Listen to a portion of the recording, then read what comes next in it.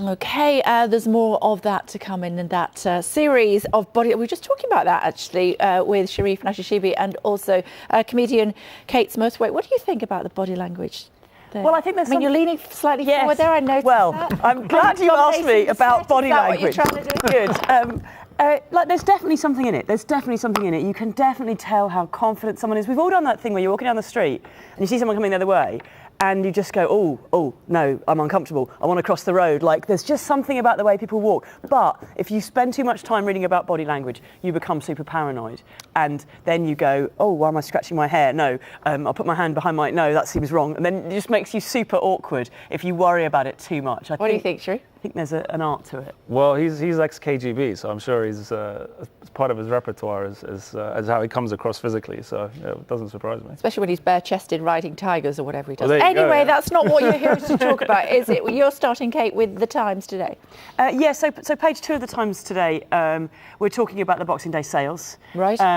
And really, it's so interesting the way that shopping is changing. So they're saying they're expecting good sales, but they're expecting almost a third of the Boxing Day sales to come from tourists who've specially travelled over to buy stuff on the high streets, which strikes me as a strange thing to do over Christmas. But you know, well, we do that in America, I suppose, don't we? We go to New York for their sales, do we? I haven't been lately, but I assure you, this is the year. Okay. But also, it's amazing because my gut instinct is, why don't you just buy stuff online if you want to buy stuff from overseas? But this is what is happening.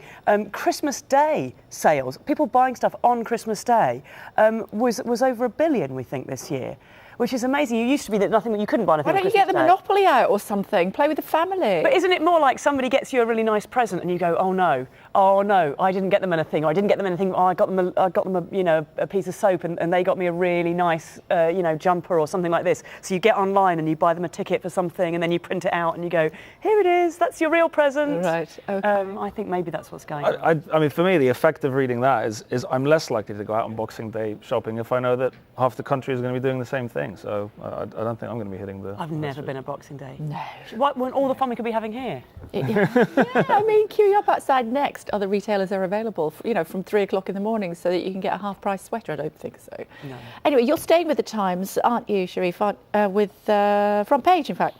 Yeah, so the universities minister is saying that from next year, universities can be penalised for not upholding freedom of speech. Okay. Sounds good in theory, but in practice, there are always limits to freedom of speech. And I think with initiatives like this, people are going to try and push the boundaries. And I think there's one sentence in this article that's quite telling of the problem that you might face, is universities must ensure, while protecting free speech, that students are not exposed to hatred, such as extremism, or discrimination, such as racism or anti-Semitism. There are no universally accepted terms for any definitions for any of these terms.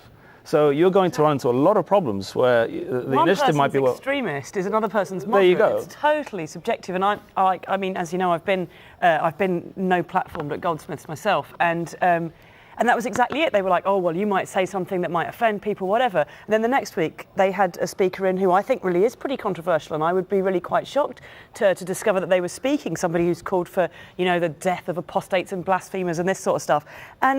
But it's one person's opinion, isn't it? What constitutes extremism? And of course, they'll pick the person they don't like and go, well, you're an extremist. Yeah. So I think it's a nice idea, but I can't. I think they've clarified it further, haven't they? There's going to be a speech later on in Birmingham, and he's saying as long as it's within the law. Yeah, but I still think these are terms that are not properly defined, and people are going to try and push the boundaries. And I think the initiative itself is going to become highly politicized, whereas every time something is censored, there will be claims of hypocrisy and unfairness. So I think this is a potential minefield. It might be well-meaning, but it's a minefield. Let's have some Markle magic, should we? Yes, indeed. Well, you see... So there we go. This is the front page of The Sun. They've gone with Meggie Christmas, which is a terrible pun. It's not...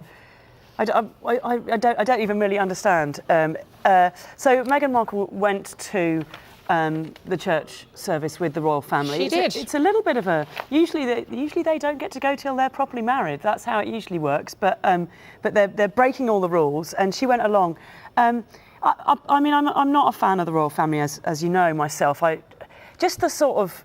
This sort of like crowds and crowds showing up, and then there was a wonderful inside the Sun. They've broken down what they're all wearing and put like price tags on it, and there's just thousands and thousands of pounds worth of expensive clothes, and you think, oh, couldn't we have afforded some better cladding at Grenfell? You know, when all this money is being spent on this Not one necessarily family. equate the two, I suppose. Well, I mean, the money effectively comes out of the public purse one way or another if we do improved safety measures at housing blocks. But I mean, or I don't mind. I'll go round there with a hat and hello, could we please have some more money for improving, things that really matter to people. It always feels to me like such a sort of indulgence. But I understand there are people who are fans of the royal family. What about you, Sharif? Are you a royalist? Honestly, I couldn't care less, and I don't. Put that down as a maybe. Is it mean for me to say I'm already tired of the whole Harry and Meghan thing? It's only going to get worse because they haven't got married yet. And I think it's, you're bringing together kind of the old kind of interest in the royal family with celebrity news. Okay, you don't like the royals. Let's talk about blue passports. How are we feeling about them? Oh God, this is the Daily Mail. Constant state of outrage about nothing. That basically Tory MPs are saying that we should stop sneering at people who are happy that blue passports are coming back.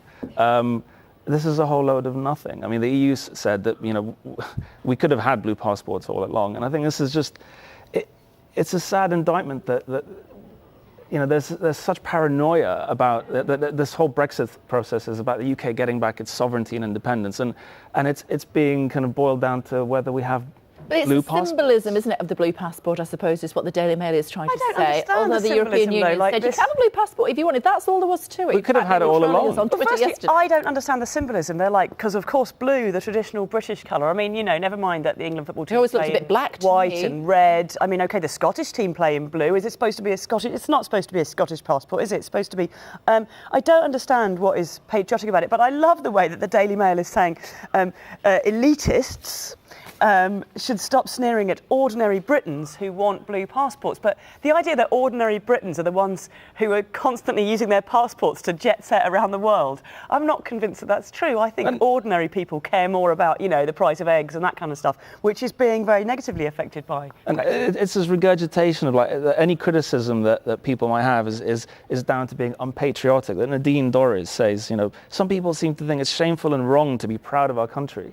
I mean, are we this insecure that our pride has to boil down to what colour our passports are? I would be more proud of a country that didn't spend the money changing the passport colour and spent the money, providing vital goods and services, getting people off. Yeah, but you hate buying your country. a new hat for Meghan, that sort of thing. Yeah, buying new hats for the royal family, that sort of vital stuff.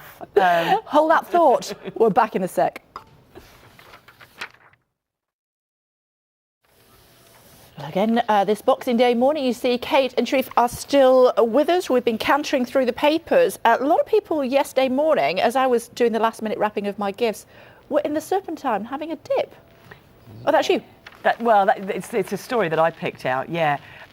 It's brilliant. Oh, that isn't you then, particularly? It's not, I you actually didn't do it. No, when I say that's me reading about people who spent Christmas Day jumping into cold water, and not just the Serpentine, but also Blackroot in Sutton Coldfield and Porthcawl in South Wales, cool. Brighton, and I sort of think it's brilliant.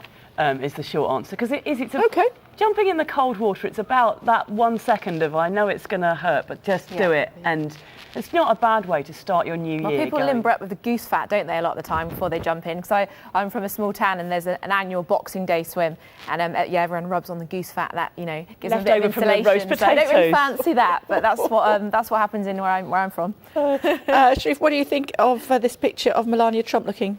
I'm going to say coquettish. Yeah, well, it's a nice picture, but the article is actually more about her husband, claiming that he's bringing back Merry Christmas. We talked about that yesterday morning, yeah. Which again, manufacturing a whole load of nothing.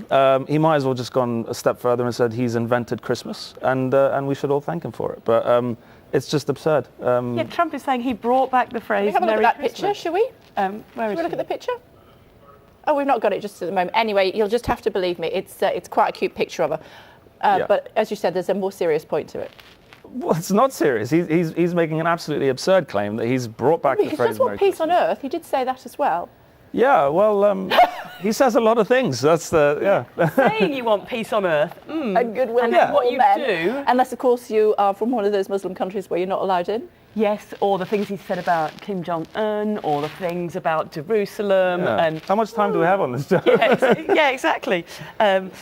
Peace. And actually, he didn't say peace on earth. He said peace for the country. Oh, did he? So he seemed to be saying peace for America, but not necessarily for everybody else. America first. So. Yeah, but also claiming to have brought back the phrase "Merry Christmas."